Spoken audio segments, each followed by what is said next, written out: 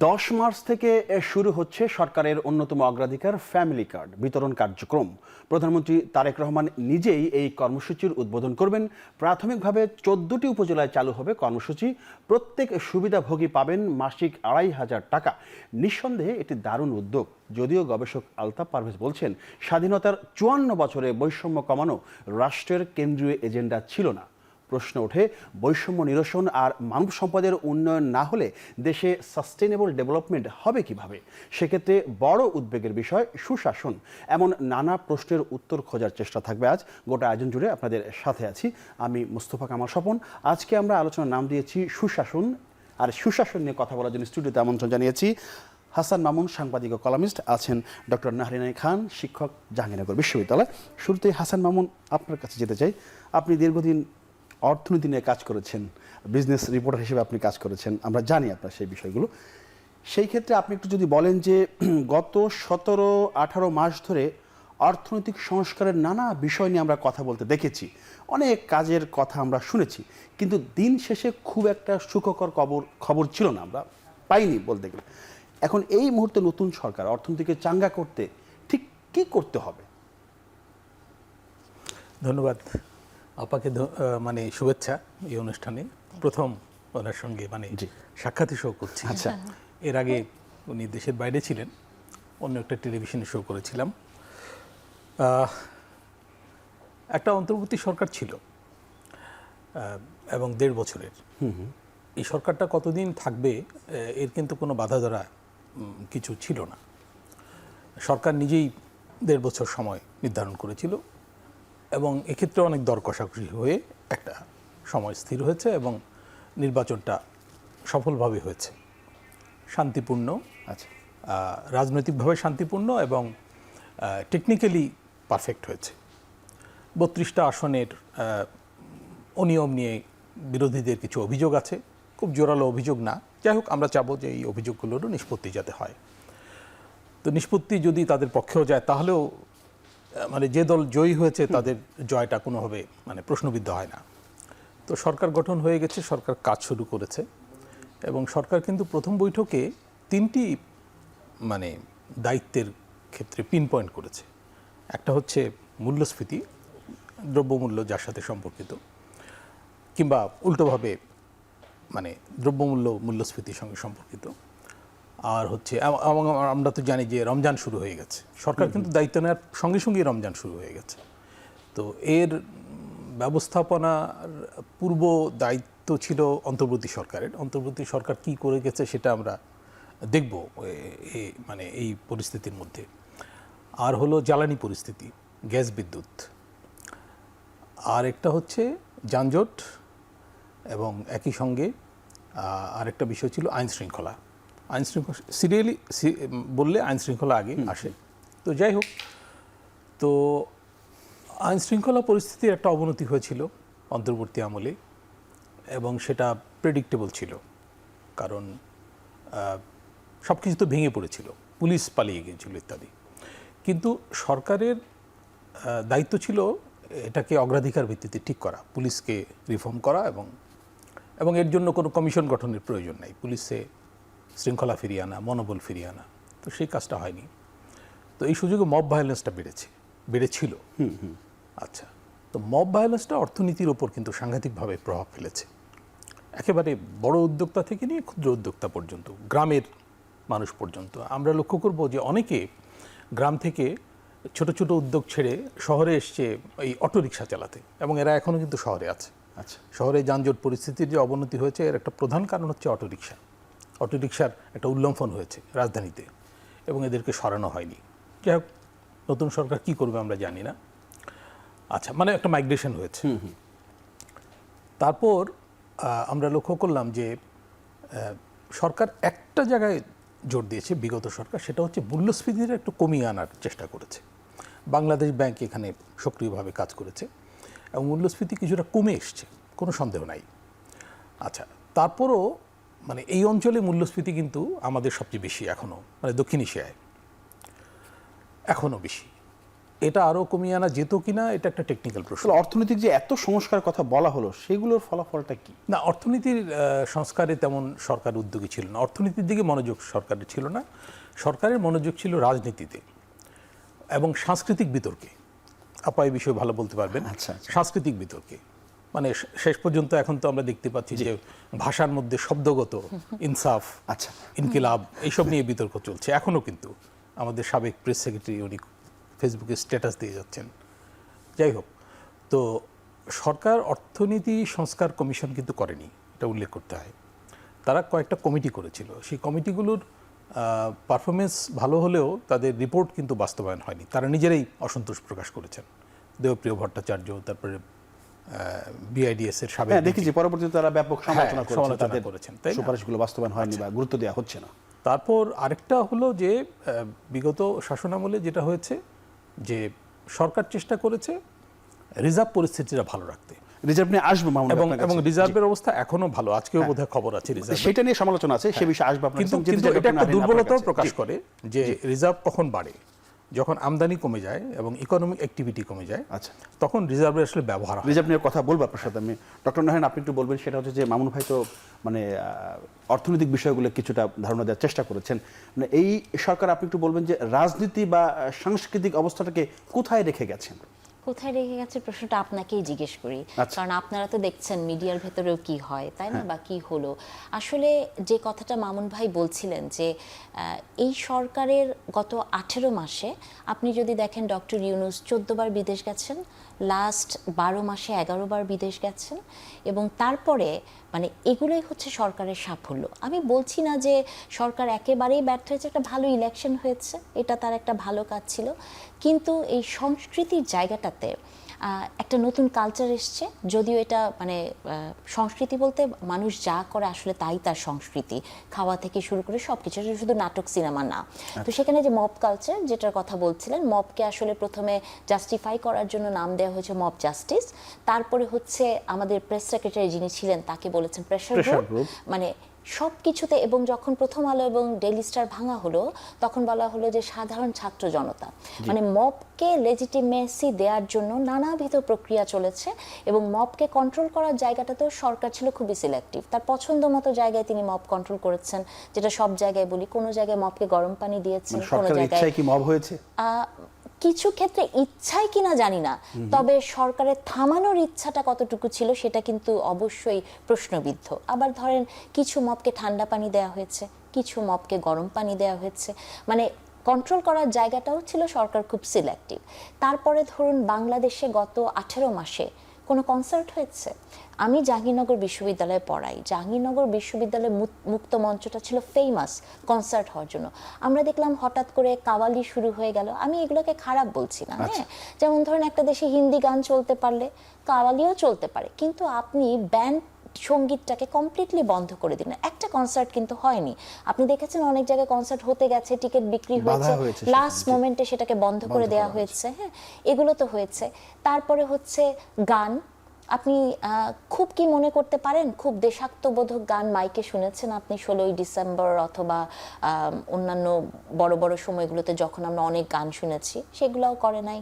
তারপরে হচ্ছে যে সংস্কৃতির জায়গাগুলোতে আপনি দেখবেন যে নতুন নতুন শব্দ, যে কথাটা ভাই একটু টাচ করার চেষ্টা করলেন, এগুলো বললে আবার সমস্যা হয় কি জানেন, একটু পরেই দেখবেন যে ফেসবুকে স্ট্যাটাস দেওয়া হবে, মানে ইনকিলাব আজাদি, বা আপনি ধরেন আমি ইনকিলাব আজাদিতে না গেলাম, আমাদের ডেইলি লাইফে মানে অজু হয়ে গেছে ওডু, হ্যাঁ, বা বিয়ে হয়ে গেছে নিকাহ, মানে এগুলোর এই যে একটা ট্রান্সফরমেশন হলো। ধরেন সঙ্গীত আপনি বলেন সঙ্গীত, হ্যাঁ, মানে আমি আসলে বুঝতে পারি না যে এই যায়, এটা কিন্তু আসলে আস্তে আস্তেই হচ্ছিল, কিন্তু লাস্ট 1.5 বছরে মানে এই শব্দগুলো দিয়ে আজাদি, ইনকিলাব, মানে এগুলো বললে আসলে আজকে কালকেই দেখলাম কোথাও একটা টক শোতে খুবই তর্ক হচ্ছে এগুলো নিয়ে। তো এগুলো তো আসলে হয়েছেই। তবে আমি যেটা মনে করি যে এই সরকার যে কথাগুলো বলেছেন, যেমন ধরেন নারী বিষয়তে আমি মনে করি গত 1.5 বছরে নারীরা দুর্বিষহ জীবনযাপন করেছে, এটা বিভীষিকাময়। হ্যাঁ, এটা বললে আবার বলবে যে আমি কি শেখ হাসিনারই দোসর ছিলাম কিনা, কিন্তু গত 1.5 বছরে আমরা যারা কথা বলেছি, টক শোতে এসেছে, তাদেরকে যে পরিমাণ সাইবার বুলিং, স্লাট শেমিং করা হয়েছে, এটা মনে হয় না বিগত কোনো সময়ে এত ন্যাক্কারজনকভাবে হয়েছে। বা আপনি দেখেছেন যে নারী যারা এরকম হেনস্থা করছে তাদের বুকে কোরআন শরীফ দিয়ে, গলায় ফুলের মালা দিয়ে হয়েছে। এবং বাংলাদেশে বিশাল একটা জনসভায়, একটি রাজনৈতিক দলের জনসভায় নারীকে কি নামে ডাকা হয়েছে। হ্যাঁ, তো এগুলো তো হয়েছে। আসবো আপনার কাছে একটা বিরতি নিয়ে আবার আলোচনা শুরু করতে। দর্শক, একটা বিরতি নিচ্ছে, ফিরছি শীঘ্রই, আশা করি সাথেই থাকবেন।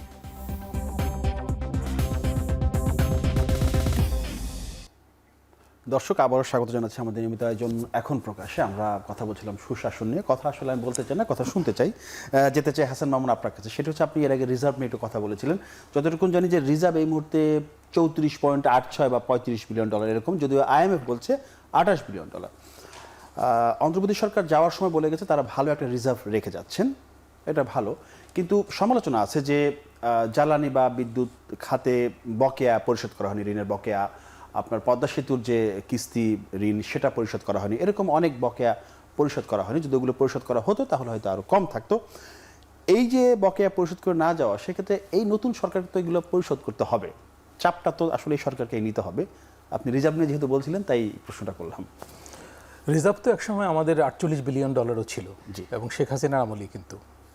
তো সেটা কমতে কমতে এমন হয়ে গেল পরিস্থিতি যে $20 বিলিয়ন নিচে, এবং কোনো কোনো হিসাব পদ্ধতি অনুযায়ী এক পর্যায়ে $15 বিলিয়ন নিচে নেমে গেল, মানে নিট রিজার্ভ। হ্যাঁ, তো নিট রিজার্ভটাই আসলে রিজার্ভ, কারণ এই মুহূর্তে যেটা খরচযোগ্য সেটাই হচ্ছে রিজার্ভ, মানে বাড়িয়ে দেখানোর তো সুযোগ নাই। হিসাব পদ্ধতির বিষয়টা গুরুত্বপূর্ণ এখানে, আমরা কোনটাকে রিজার্ভ বলি। মানে কোথায় 35, আবার IMF বলছে 28। হ্যাঁ, পার্থক্য তো বেশ। মানে খরচযোগ্য হচ্ছে 28, 29 বা 30, এই মানে ওটাই তো মূল, ওটাই মূলত রিজার্ভ, যে এই মুহূর্তে খরচযোগ্য। আচ্ছা, ওইটাকে IMF নিট রিজার্ভ বলে। তো যাই হোক, এই রিজার্ভটা ভালো, কোনো সন্দেহ নাই। রিজার্ভটা তো একটা অর্থনীতির জন্য শক্তিমত্তার প্রকাশ দেখায়, যে আমরা, মানে বলা তো হয় যে 3 মাস 4 মাসের আমদানি করার মতো ডলার যদি হাতে থাকে তাহলে সেফ বলা হয়। যদিও এটা নিয়ে বিতর্ক আছে, কেউ কেউ বলে যে এটা 3 মাস 4 মাসটা কম, আরও বেশি থাকা উচিত। যেমন ভারতের রিজার্ভ অনেক বেশি, চায়নার রিজার্ভ তো অনেক বেশি। চায়নার তো হিডেন রিজার্ভও আছে বলে মনে করা হয়। মানে ভারত কিন্তু 1 বছরের আমদানি সক্ষমতার সমান রিজার্ভ আছে, এরকম অনেক বেশি রিজার্ভ। তো আমাদের যদি 6 মাসের রিজার্ভ থাকে সেটা বেশ ভালো বলা যায়। তো এখন আমাদের আমদানি চাহিদা তো কমে এসছে। আমদানি চাহিদা কমে আসলে কিন্তু রিজার্ভটা কম হলেও চলে। তো আমদানি চাহিদা, আমি বলছিলাম যে আমদানি চাহিদা কমে এসছে, মানেটা হচ্ছে যে আমাদের ইকোনমিক অ্যাক্টিভিটি কমে গেছে। সরকারও কিন্তু আমদানি করে, কোনো কোনো প্রকল্পের জিনিসপত্র সরকার বাইরে থেকে আনে, আবার দেশের ভেতর থেকে আনে। ব্রিজ বানাতে গেলে মানে সিমেন্ট লাগবে, ইট লাগবে ইত্যাদি, তাই না? তো যেসব কোম্পানি এগুলো বানায় তারা তখন সাপ্লাই করে, তাদের অ্যাক্টিভিটি বাড়ে এবং ওখানে কর্মসংস্থান বাড়ে। এইভাবেই ইকোনমিটা আসলে গ্রো করে এবং রান করে। তো আমাদের রিজার্ভ নিয়ে তো উচ্ছ্বসিত না হয়ে আমাদের দেখা দরকার যে এর বিনিময়ে আমরা কি পেলাম। এর বিনিময়ে অন্তর্বর্তী আমলে আমরা কিন্তু পেয়েছি যে বেসরকারি খাতে ঋণের প্রবৃদ্ধি কমে গেছে, অর্থাৎ বিনিয়োগ কমে গেছে, বিনিয়োগে একটা মন্থরতা, এবং অনেকে কর্মচ্যুতির শিকার হয়েছে। অনেক প্রতিষ্ঠান বন্ধ হয়ে গেছে, এমনকি গার্মেন্টস প্রতিষ্ঠান বন্ধ হয়ে গেছে। আর যেসব প্রতিষ্ঠানের মালিকরা ঋণ খেলাপির দায়ে অভিযুক্ত, কারাগারে আছে, সালমান রহমান, তারপরে আরও অনেকে যারা বড় বড়, তো তাদের প্রতিষ্ঠান বসে গেছে, সরকারকে সেখানে টাকা পাম্প করে চালাতে হয়েছে, এই অবস্থা। তো পাশাপাশি মূল্যস্ফীতি পরিস্থিতি যদি খারাপ থাকে, মানুষ যদি কর্মচ্যুতির শিকার হয়, নতুন কাজ না পায়, মানুষকে যদি গ্রাম থেকে শহরে এসে অটোরিকশা চালাতে হয়, বাইক চালাতে হয়, তাই না? জি। তো এই অবস্থাটা তো কাঙ্ক্ষিত না, এবং এই অবস্থার মধ্যে আমরা কিন্তু অর্থনীতিকে একটা শ্লথ অবস্থায় পেয়েছি। এটা কিন্তু স্বস্তিকর না। এই অর্থনীতিকে সচল করতে হবে নতুন আমি যেতে ডক্টর নারায়ণ আপনি একটু বলবেন, সেটি হচ্ছে যে গবেষক আলতাফ পারভেজ বলেছেন যে স্বাধীনতার 54 বছরেও মানে বৈষম্য নিরসনে রাষ্ট্রের কেন্দ্রীয় এজেন্ডা ছিল না। এখন ধরুন যদি না থাকে তাহলে অর্থনৈতিক উন্নয়ন, মানব সম্পদ উন্নয়নের সাথে সাস্টেনেবল ডেভেলপমেন্ট জড়িত, তার সাথে আবার সাথে থাকে সুশাসন, তাহলে এইসব না থাকলে রাষ্ট্রের ব্যালেন্সটা তো থাকে না। এই জায়গাটা কিভাবে কাজ করা যায়? ব্যালেন্স, হ্যাঁ, আপনি মানে মোটা দাগে কথাটা ঠিক আছে, কিন্তু দেখেন আমার মনে হয় যে এইবারে যে সরকারটা, এই সরকার কিন্তু এইসব জায়গাতে এমফাসাইজ দিচ্ছেন। আপনি যদি জনাব তারেক রহমানের উনি যে পলিসিগুলো করেছেন, এগুলো তো এখন আস্তে আস্তে, যেমন আজকে আপনি দেখেছেন ফ্যামিলি কার্ডের কথা, হ্যাঁ, এগুলোও তো 10 মার্চ থেকে শুরু হচ্ছে। হ্যাঁ, 10ই মার্চ থেকে শুরু হচ্ছে। যদি এটা নিয়ে অনেকে অনেক বিতর্ক করার চেষ্টা করেছেন, কিন্তু ওনার ফ্যামিলি কার্ড, তারপরে যে কৃষক কার্ড, এগুলো কিন্তু এক ধরনের যে বৈষম্য নিরসনেরই একটা জায়গা। দেখেন যে সোসাইটিটা, যে দেশটা 54 বছর, বৈষম্য তো শুধু যে অর্থনৈতিক বৈষম্য ছিল তা না, মানসিক বৈষম্য ছিল নানাভাবে, মানে একই শ্রেণীতে থেকেও কিন্তু অনেক বৈষম্যের শিকার আমরা হয়েছি। তো এই বৈষম্য তো একদিনে, একটা তো আলাদিনের চেরাগ কারো কাছে নাই, কিন্তু আমি মনে করি যে এই সরকার যে পদক্ষেপগুলো নিচ্ছেন বৈষম্য নিরসনে জায়গায় একটা চেষ্টা চলছে। এবং দেখেন বৈষম্য, যে মানসিক বৈষম্যের কথা বললাম, সেটাও নিরসনের কিন্তু সরকারের পক্ষ থেকে একটা চেষ্টা চলছে। আপনি দেখছেন যে প্রধানমন্ত্রী রাস্তা দিয়ে যাচ্ছেন, রাস্তা বন্ধ করছেন না, বা প্রধানমন্ত্রীর পোশাক, মানে আমি মনে করি যে মানুষের মনোজগতে এই বৈষম্যগুলো কাটানোরও এটা একটা চেষ্টা, এটা কিন্তু ভালো একটা দিকে যাচ্ছে। এটা নিয়ে অনেক বিতর্ক হচ্ছে, কিন্তু তারপর আমি মনে করি যে এটা একটা গুড স্টার্ট হচ্ছে। কিন্তু তার সাথে সাথে যে কথাগুলো ভাই বলছিলেন, যে দেখেন এই মুহূর্তে বাংলাদেশে কিন্তু 24 লাখ কোটি টাকার একটা ঋণের বোঝা আছে, জাতীয় ঋণ কিন্তু বেড়েছে। এই গত সরকার এত ঋণ নিয়েছে, এগুলো নিয়েও কিন্তু আমাদের প্রশ্ন তুলতে হবে। এরপরে যেটা হয়েছে যে বিনিয়োগ কমেছে, বিনিয়োগ তো ভয়াবহভাবে কমেছে। আমরা বিডার লোকজনকে দেখলাম যে তারা অনেক ক্ষেত্রে ব্যস্ত ছিলেন একটা সুন্দর প্রেজেন্টেশন দেওয়া অথবা প্লেন থেকে ঝাঁপিয়ে পড়া, এইসব নিয়ে ব্যস্ত ছিলেন, কিন্তু বিনিয়োগটা কিন্তু ভয়ঙ্কর মাত্রায় কমেছে।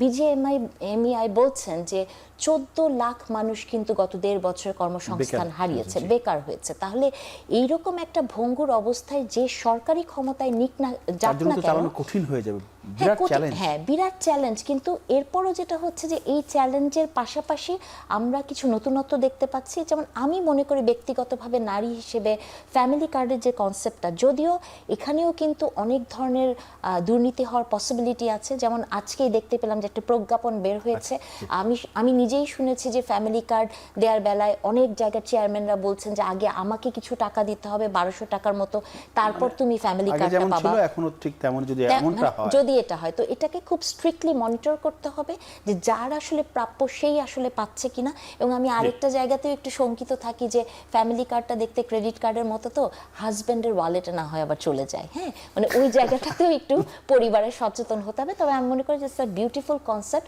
এই মুহূর্তে প্রান্তিক নারীকে মোটামুটিভাবে একটু আর্থিক একটা সচ্ছলতা দেয়া, সেটাই আমরা দেখতে চাই যে এটা শেষ পর্যন্ত উদ্যোগটা দারুণ থাকে, নাকি আপনি যেটা বললেন যে আশঙ্কার জায়গাটায় তৈরি হয়। বিরতির পরে সে বাকি আলোচনা করতে চাই। দর্শক, আরেকটা বিরতি নিচ্ছি, ফিরছি শীঘ্রই, সাথে থাকুন। বিরতির পর আবারও ফিরলাম আমাদের আলোচনা। আমরা কথা বলছিলাম সুশাসন নিয়ে। আমি যেতে চাই আবারও হাসান মামুন আপনার কাছে। সেটি হচ্ছে যে আজকে একটা খবর দেখলাম যে ঈদকে সামনে রেখে পোশাক শিল্প মালিকরা, বিজিএমইএ তাদের যে সংগঠন, তারা সরকারের কাছে টাকা চেয়েছে শ্রমিকদের বেতন এবং তাদের বোনাস দেওয়ার জন্য। প্রায় 12 থেকে 13 হাজার কোটি টাকা চেয়েছে 2 মাসের সমপরিমাণ। 2 মাসের, মানে এই প্র্যাকটিসটা কেন? আপনি সারা বছর তো আপনি ব্যবসা বাণিজ্য করলেন, সরকারের কাছ থেকে কেন টাকা নিতে হবে? সরকার এখন যেভাবে দায়িত্ব নিয়েছে, অর্থনৈতিক অবস্থা আমরা জানি খুব একটা ভালো না, তারপরে এত টাকা চাওয়া, এইসব প্র্যাকটিস কিভাবে দেখেন আপনি? এটা আগেও হয়েছে, হ্যাঁ, আগে পরে হয়েছে, আগেও দেখা গেছে। আমি তো বলছিলাম যে গণ অভ্যুত্থানের পর কোনো প্রতিষ্ঠান সরকার চালাতে হয়েছে লোন দিয়ে, যেমন বেক্সিমকোট একাধিক প্রতিষ্ঠান, তো সেটা তো একরকম। এখন চালু প্রতিষ্ঠানেও কেন সরকারকে টাকা মানে পাম্প করতে হবে, এটা তো মানে তাদের ব্যাখ্যা থাকা উচিত তাদের তরফ থেকে। কি সমস্যা তাদের কি রপ্তানি আয় প্রাপ্তিতে সমস্যা হচ্ছে, মানে রপ্তানি আয় টাকা পেতে কি দেরি হচ্ছে, এই একটা ইস্যু থাকতে পারে। আর আমাদের রপ্তানি পরিস্থিতি একটু কয়েক মাস ধরে একটু নিম্নগামী, কিন্তু ওভারঅল কিন্তু রপ্তানি অবস্থা খারাপ না।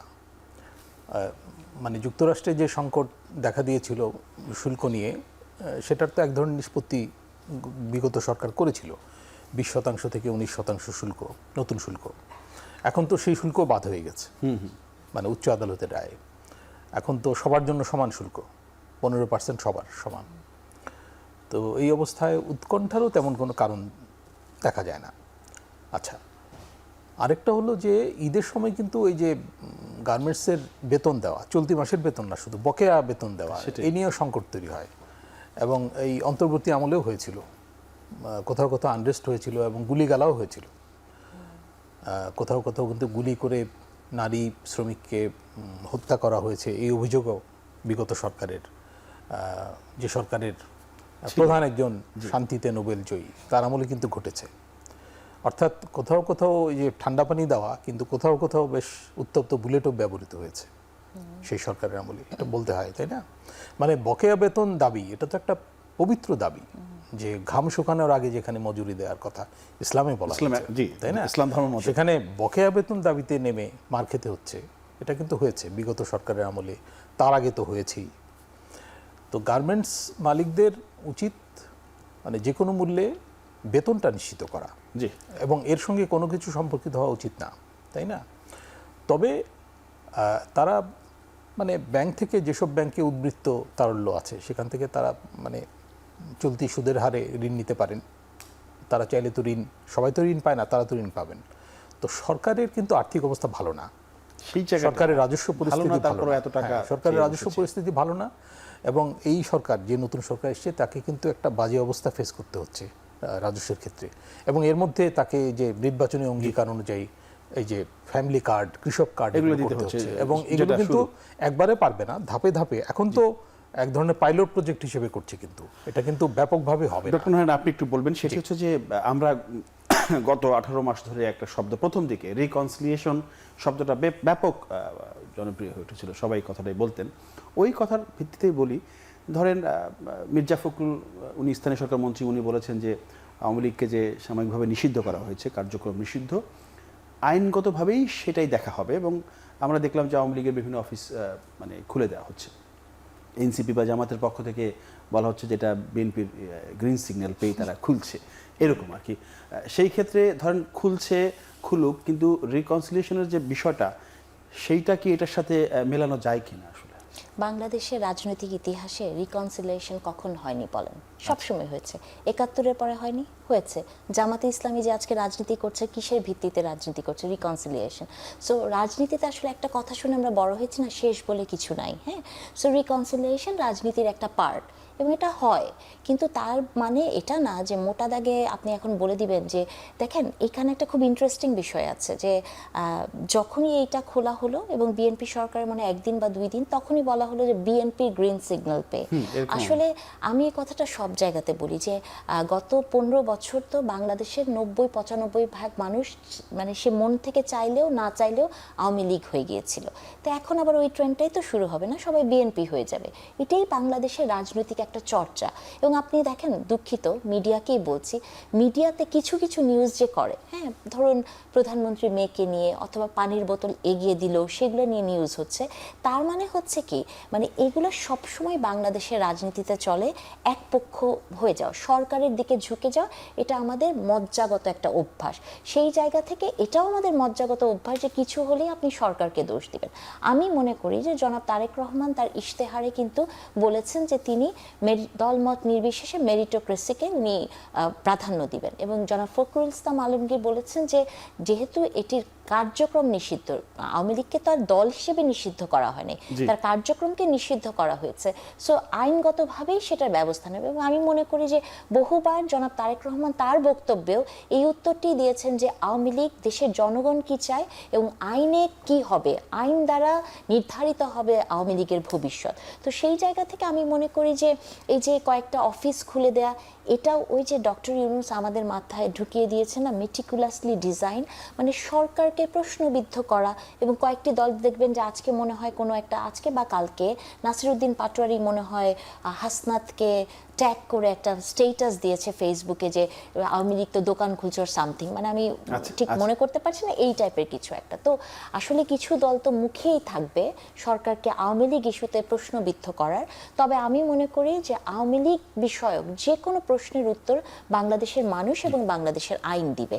এখানে আসলে পার্টিকুলারলি কোনো সরকারের কোনো কিছু না। এবং সরকারকে আরেকটা জিনিস মনে রাখতে হবে যে দল এবং সরকার দুটো আলাদা জিনিস। মানে বিএনপিও যদি মনে করে তারা সরকার, তা কিন্তু না। সরকার একটা আলাদা এন্টিটি, দল একটা আলাদা এন্টিটি। তো সেই জায়গা থেকে তাকে রাজনৈতিক এই বিষয়গুলোকে মোকাবেলা করতে হবে। ধন্যবাদ। বিরতির পর একটা আলোচনা করতে চাই দর্শক, আরেকটা বিরতি নিচ্ছি, ফিরছি শিগগিরই, সাথেই থাকুন।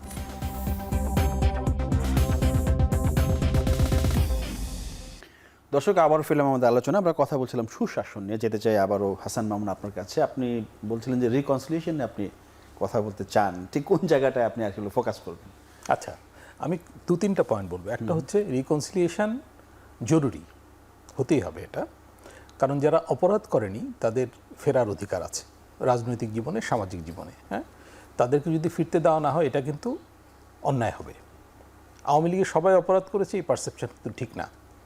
এবং আমরা দেখেছি গণ অভ্যুত্থানের শেষ দিকে অনেক আওয়ামী লীগ কিন্তু পক্ষবদল করেছে, এবং সবাই যে উদ্দেশ্যমূলকভাবে করেছে তা না, উপলব্ধি থেকেও করেছে। আমার পরিচিত অনেকে আছে, তারা কিন্তু রাস্তায় নেমেছিল। যাই হোক, তাদেরকে ফিরতে দিতে হবে, কিন্তু তার আগে পরিশুদ্ধ হতে হবে, অর্থাৎ তাদেরকে অনুশোচনা প্রকাশ করতে হবে। অনুশোচনা থাকলে হবে না, প্রকাশ করতে হবে, এক। আরেকটা হচ্ছে, এবং অবশ্যই অপরাধীদের বিচার নিশ্চিত করতে হবে। আমরা তো দেখলাম যে কিছু পরিবর্তন হয়েছে এই যে ট্রাইব্যুনালে। তো এরপর যাতে মানে বিচারটা ব্যাহত না হয় কোনোভাবে যাতে বিএনপি এই বার্তা না দেয় যে বিচারটা লুজ করে দেওয়া হচ্ছে, মোটেও তা না। এটা কিন্তু স্বাধীনতা উত্তরকালে আপা বলছিলেন, মানে এটা রেড লাইন ক্রস করেও কিন্তু রিকনসাইল করা হয়েছিল। আচ্ছা, সেটা যাতে না হয়। যারা ক্রাইম করেছে একটা স্বাধীন দেশে, গণতন্ত্র হত্যার পর মানুষ হত্যা করেছে, তাদের কোনো রেহাই নাই, এই বার্তা দিতে হবে। কিন্তু নিরপরাধদের আলাদা করে রিকনসাইল করতে হবে। আচ্ছা, একটা রিকনসিলিয়েশন কিন্তু এর মধ্যে হয়েছে, সেটা হচ্ছে আওয়ামী সমর্থক গোষ্ঠী যারা, তারা কিন্তু ব্যাপকভাবে এই নির্বাচনে ভোট দিয়েছে, এবং বেশিরভাগ বিএনপিকে ভোট দিয়েছে। জি, সংখ্যালঘু সম্প্রদায় থেকেও বিএনপিকে ভোট দিয়েছে। আরেকটা রিকনসিলিয়েশন হতে হবে, সেটা হচ্ছে ইন্ডিয়ার সঙ্গে। ইন্ডিয়া কিন্তু একটা ভালো জেস্চার দেখাচ্ছে, জনগণ কেন্দ্রিক পররাষ্ট্রনীতি পরিচালনা করবে ইত্যাদি বলছে, মানে দল নির্বাচন। জি, তো সেইখানে তাদেরকে একটু কোঅপারেট করতে হবে ফিরে আসার জন্য, আমরা সেটা দেখলাম যাতে পারস্পরিক স্বার্থ সংশ্লিষ্ট বিষয়গুলো, হ্যাঁ, আমরা যাতে একসঙ্গে কাজ করতে পারি। আসে। আমরা দেখলাম যে আরেকটা রিকনসিলিয়েশন হচ্ছে যে অর্থনীতিতে রিকনসিলিয়েশন হতে হবে। যারা অপরাধ করেনি, এবং বিভিন্ন পেশাজীবীদের মধ্যে যারা অপরাধ করেনি, তাদেরকে ফিরে আসার সুযোগ দিতে হবে। আমরা দেখলাম যে নির্বাচনে জয়ের পরেই এতে আমাদের গণতান্ত্রিক নরেন্দ্র মোদী কিন্তু ইনভাইট করেছে সপরিবারে, এটা ভালো গুড স্টার্ট। আচ্ছা আপা, আপনি ওই যে সামাজিক যোগাযোগ মাধ্যমে কিছু ভিডিও ভাইরাল হচ্ছে, আপনি সে কথা বলছিলেন যে এই কথাগুলো একদম স্বীকারোক্তি সরাসরি বলছেন, এই বিষয়ে একটু বলতে চাচ্ছি। হ্যাঁ, ওই যে কথাগুলোতে আমরা শুরু করেছিলাম আজকের অনুষ্ঠান, যে কালচারাল জায়গাগুলো, মবকে সংস্কৃতি বলা, মব কালচার, তো সেই জায়গা থেকে কালকে আমি দেখলাম যে জনাব সার্জিস আলম, উনি ওনার একটা ভিডিও আমি কোথায় দিয়েছিলাম জানি না, উনি খুব বোল্ডলি বলছেন যে এই সরকার তাদের কত স্বাধীনতা দিয়েছে, এই সরকারের সময় তারা কোন মন্ত্রণালয়ে ঢুকে মিটিংয়ের মাঝখানে গালাগালি করেছেন, যা ইচ্ছা তাই করতে পেরেছেন, যেখানে ইচ্ছা সেখানে চলে গেছেন। আপনি ভাবতে পারেন যে ওনারা একটি রাজনৈতিক দল পরিচালনা করেন, এবং রাজনৈতিক দলের ওনারা ধরেন আরেকটু হলেই সার্জিস আলম এমপি হয়ে যেতেন, হ্যাঁ, সংসদে চলে যেতেন, বা ওনাদের লোকজন সংসদে গেছেন। এই মানসিকতা নিয়ে আপনি যখন একটি রাজনৈতিক দলের পরিচালনা করেন, যে যা খুশি তাই করতে পারাটা স্বাধীনতা, মানে আমি মনে করি যে মনোজগতে এই পরিবর্তনটা আপনার আসতে হবে, প্র্যাকটিসেও আসতে হবে, যে কোন জায়গাটাতে আপনাকে থামতে হয়। মানে চলতে তো সবাই পারে, দৌড়াতে সবাই পারে, কিন্তু থামতে শেখাটা খুব জরুরি। সেটা আপনার মুখের শব্দ দিয়ে হোক, আপনার কার্যকলাপ দিয়ে হোক। তো যেভাবে উনি দুঃখ প্রকাশ করছিলেন যে এই সরকার আসাতে তাদের অনেক কিছু বন্ধ হয়ে গেল, এটাতেই বোঝা যায় যে গত 1.5 বছর বাংলাদেশের সিচুয়েশন কোন জায়গাটাতে ছিল। হ্যাঁ, তো আমি মনে করি যে রাজনৈতিক সরকার এসছে, এটাই আমাদের একটা সবচেয়ে গুরুত্বপূর্ণ অধ্যায়। রাজনৈতিক সরকার শুরু করতে পারে যে লাগাম টেনে ধরতে হবে, হবে, হ্যাঁ, পরিমিতি বোধ শেখাতে হবে একটা দেশকে, এবং কোথায় কি বলা যায়। আমি চাই না যে এই রাজনৈতিক সরকারের সময় যে কোনো দলই রাস্তায় দাঁড়িয়ে নোংরা ভাষায় স্লোগান দিবে। লাগামটা টেনে ধরতে হবে, জি, এটাই আসলে জি। জরুরি কথা। ধন্যবাদ হাসান মামুন এবং ধন্যবাদ ডক্টর নাহারিন। দর্শক, আজ এ পর্যন্ত। আগামী নতুন কোনো বিষয়ে আমরা কথা বলবো। সে পর্যন্ত সবাই ভালো থাকবেন, নিরাপদে থাকবেন। সবাইকে ধন্যবাদ। শুভরাত্রি।